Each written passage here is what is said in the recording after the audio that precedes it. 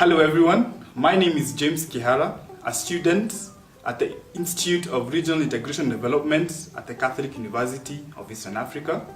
And as part of this week's theme, EAC and the Youth, I have two guests with me today, Stanley, a 33-year-old entrepreneur, and Rachel, a 23-year-old student.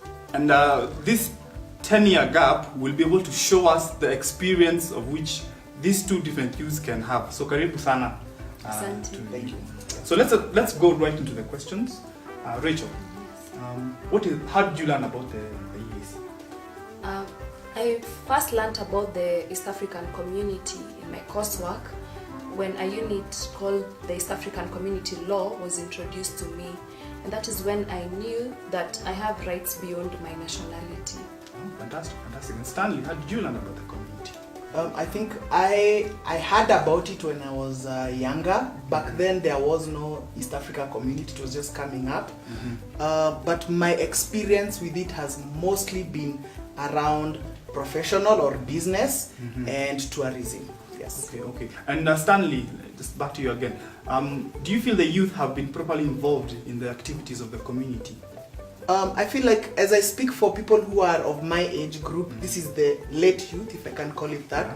I think that they are involved, especially again in business and tourism. But I don't know that it is at the level that we would desire for them. I think that a lot of youth are still kind of, in blocks based in their countries. So I think it could be wider, but it's definitely there. Yeah. Excellent. And what's your experience? Have the youth been involved?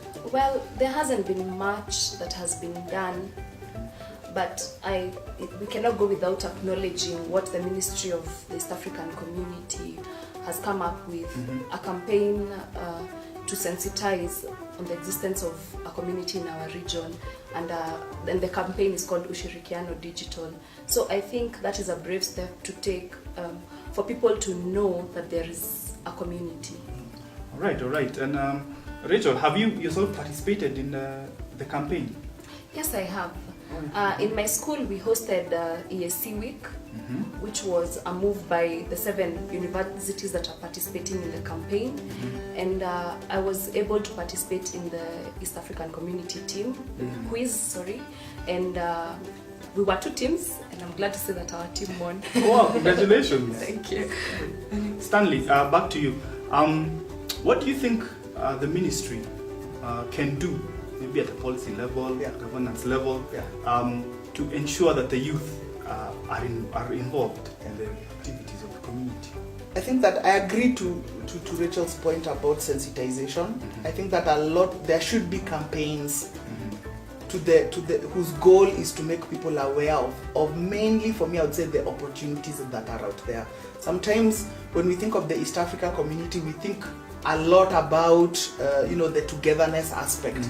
But for me, I think the thing that will cause a major shift is when we start talking about opportunities.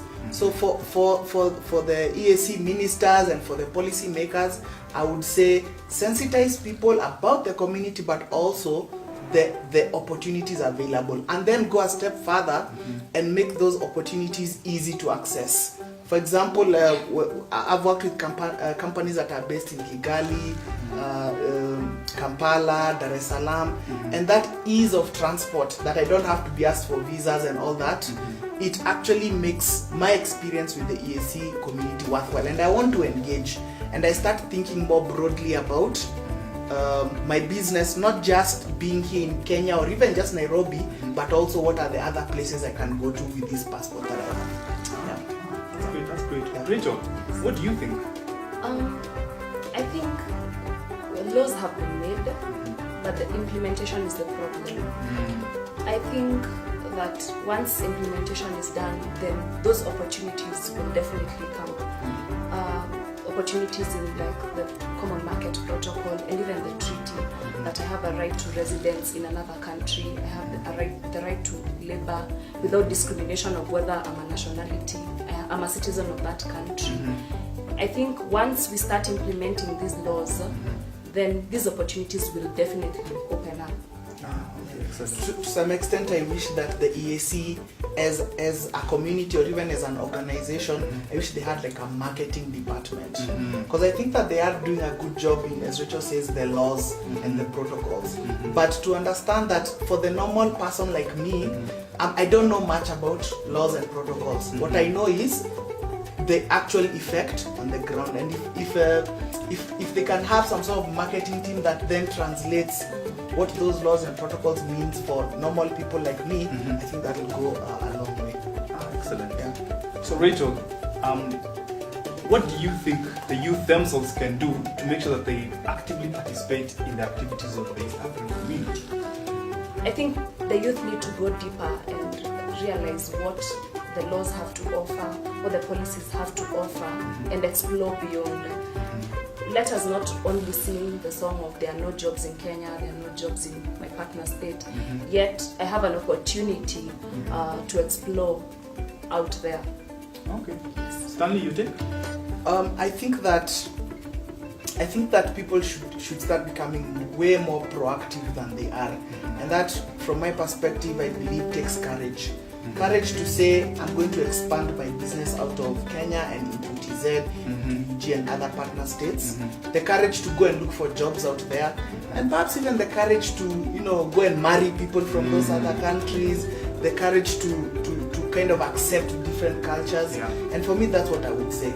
A big chunk of courage, and then follow up with the money aspect. Let's put money into our partner states, and by that I mean let's invest in businesses that are more regional than just than just domestic or local. Those are the two things I would say that you can do. Great. So Stanley, your parting shot. Yeah. I think that my parting shot is, number one, to the leaders within the EAC community, to try and translate for people, to move beyond protocols and laws and translate that to the people, to the normal people. How can I take action on this? And not to leave it to the people to assume that they will know. So people will just continue to live their lives until these opportunities are presented for them. And on the youth side, my parting shot to them is, again, be courageous, stretch beyond your borders, and understand in reality our borders are now much wider than we initially thought because of the community. Very, very true. Yeah. Rachel? My parting shot will be, as youth, just like Stanley has said, let us go beyond our limits. And also, for our leaders, let us make sure that our national laws are not in conflict with the community laws, because that acts as a barrier to those opportunities that the laws and the policies have offered to us. So let our laws conform with the community laws. Yes. So thank you for joining us today. It was a pleasure to have you. And like we've seen, audience, two youths, different ages, different experiences, but we can see that their goals are aligned, and I think we'll have a very interesting EAC if Stanley and Rachel are involved. So thank you all, and we'll see you next time.